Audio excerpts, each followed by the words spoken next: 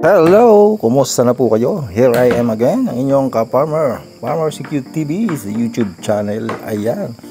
Today's video guys. Ito guys, magagawa tayo ng gisado with soup. Yan, sa mga hindi pa po nakakaalam, pero siguro naman po yung iba alam na din ng ganitong klase ng pagluluto. Pang madalian lang po ito. Pwede po ito sa mga short order kung kayo po may mga tindahan or mga konting kainan yan, konting diskarte lang po. At ito guys, meron lang tayo ditong carrots at saka itong ating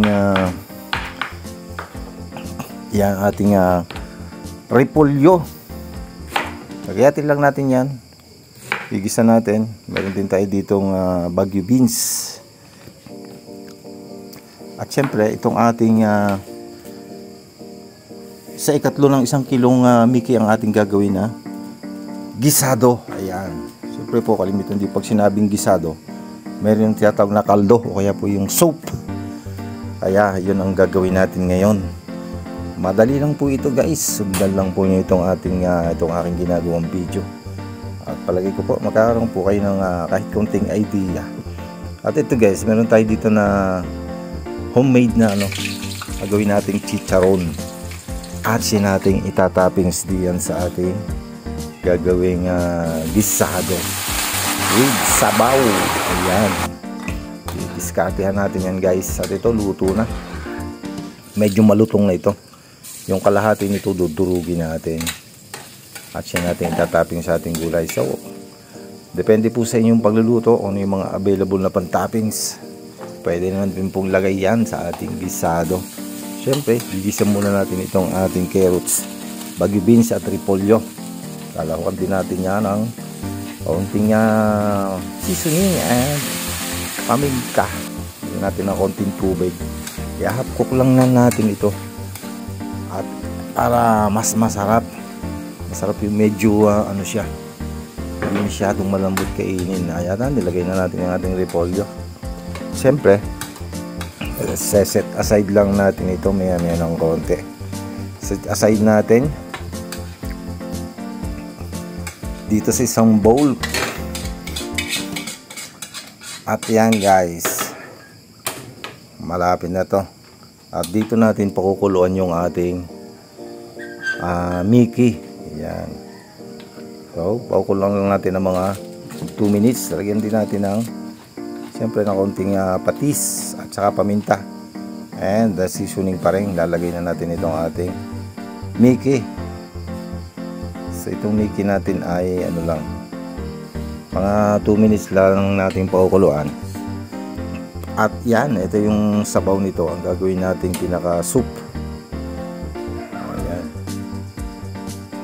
Eto na guys, templado na ito. Pero palagi ko napalat na ito, kaya lagyan lang natin ng kalamansi o kaya sili. Kung matabang sa palnasa, pwede lagyan natin ng toyo pa. At eto na guys, magtatoppings na tayo ng ating ginisang gulay. Oh, napakasarap nito guys. Kahit ito napakasimple lang, masarap to, mainit-init at saka meron tayong may higop na sabaw. Kapakner nitong ating gisado. So ito na, dudurugin muna natin yung kalahati ng ating chicharon. Siya nating pan-toppings dito sa ating gisado. Ayan, lagyan na natin ng gulay mga ka-farmer. Sa gulay pa lang, solve na tayo dito. Napakasimple lang po nitong ginagawa natin. Pwede po ito sa mga short order na may mga konting tindahan. Ayan, lagay na natin yung ating dinurog na homemade chicharon. Siyempre, lalahat na natin yan dito. At yan na yan guys. O yan, okay na. Siguradong busog na tayo dito. Pag dalawa lang kakain ito, siguradong busog na busog na. O, eto na. Siyempre, lalagyan lang natin ng kalamansi. Masarap ito, may pampaasim din na konti. Kalamansi, meron din tayo ditong yung sili. So ito lang, pwede nating ipiga itong kalamansi dito sa ating sabaw. Yan ang ating arginisa is already done with soup. Alright, ayan.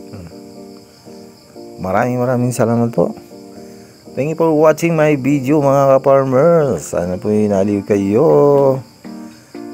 Until my next video, at sa mga hindi po nakasubscribe sa ating YouTube channel, ayan, meron pa tayong natitira na panlahok.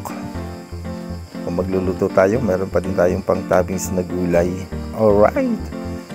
Thank you for watching mga farmer. God bless everyone. Sana po na-enjoy kayo at nagkaroon kayo ng konting idea dito sa ating ginawang video. Love you all guys. Sana po huwag kayong magsawa sa panonood sa ating mga ginagawang videos. Ayan ang ating sabaw. Alright na. Wala pa itong kalamansi at sili.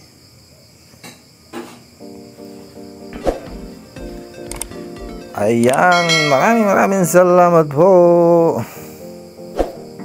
Sana po na-enjoy kayo. Bye-bye. At kakain na tayo ng pansit gisado with soup. Alright.